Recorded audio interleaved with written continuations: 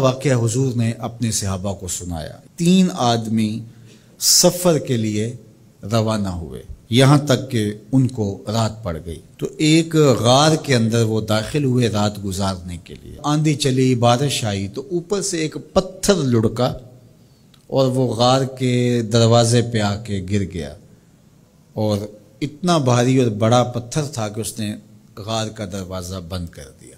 انہوں نے آپس میں بات کی اور کہا، تم اس غار میں پھنس گئے ہو، اب یہاں سے نکل نہیں سکتے مگر یہ کہ تمہارے وہ عمل جو محض اللہ کی رضا کے لیے تم نے کیے ہیں، ان اعمال کا وسیلہ دے کے اللہ سے دعا مانگو۔ ان میں سے ایک آدمی نے کہا، اللہ میرے ماں باپ بوڑھے تھے، اور میں جب بھی بکریاں چرا کر کے آتا تو میں دودھ دو کر کے سب سے پہلے اپنی ماں کو اور اپنے باپ کو پیش کرتا۔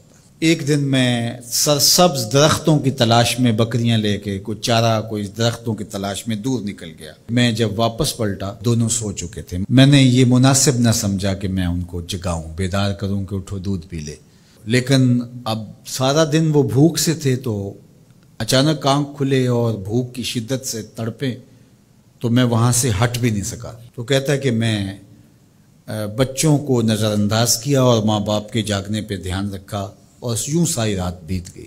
میرے ماں باپ فجر کے وقت جب اٹھے، وہ دودھ ان کو پیش کیا۔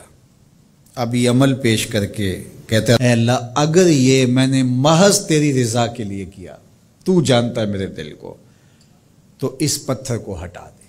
تو پتھر تھوڑا سا سرک گیا، لیکن اتنا نہیں تھا کہ وہاں سے یہ باہر نکل سکے۔ اب دوسرے کی باری آئی، اس نے کہا، اے اللہ میرے چچا کی ایک بیٹی تھی جو مجھے بہت زیادہ محبوب تھی، مرد عورت کے ساتھ جتنی محبت کرتا ہے اس طرح میرا اس کی طرف رجحان قلب تھا، تو میں نے اس کو اپنی خواہش کی تکمیل کے لیے کئی بار کہا، لیکن اس نے کہا کہ یہ نہیں ہو سکتا۔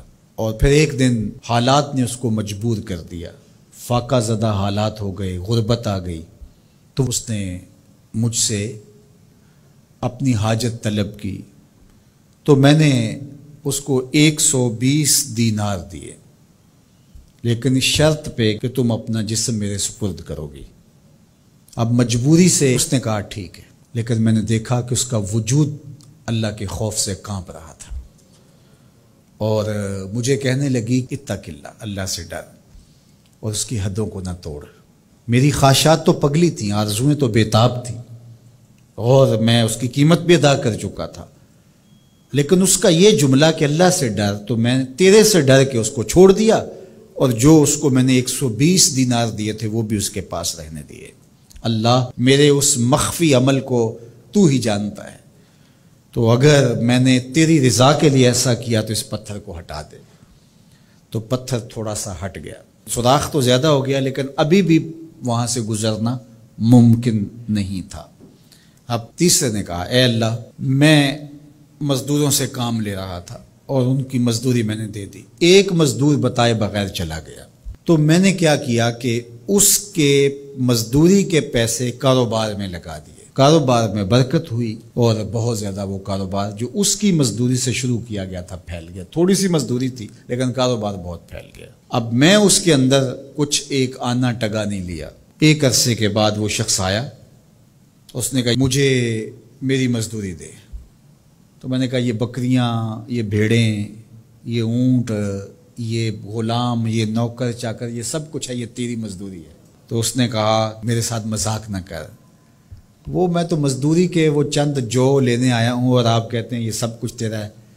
تو اس نے ساری صورتحال بتائی، تو اس نے وہ ساری بکریاں، وہ سارے اونٹ، ساری گائے اور سارے غلام ہانکے اور چل دیا۔ کہا اے اللہ اگر یہ عمل میں نے تجھے راضی کرنے کے لیے کیا تھا تو پتھر کو ہٹا دے۔ تو حضور نے فرمایا وہ پتھر ہٹ گیا اور یہ چلتے ہوئے باہر آ گئے۔ جب اللہ کی رضا کے لیے کام کیے تو مشکلوں سے نکلنے کے راستے ملتے۔ ایک روایت میں آتا ہے جو آسانی کے وقت اللہ کو فراموش نہیں کرتا، اوکھے ویلے اللہ اس کو فراموش نہیں کرتا۔ ہم تو کسی مصیبت میں پھنسے تو چالاکیاں کرتے ہیں، کوئی چالاکی، کوئی مکر کہ اس سے نکلیں۔ تو مصیبت میں پھنسیں تو دعا کے لیے ہاتھ پھیلا لیں اور اچھے اعمال کا اللہ کی بارگاہ میں وسیلہ پیش کریں۔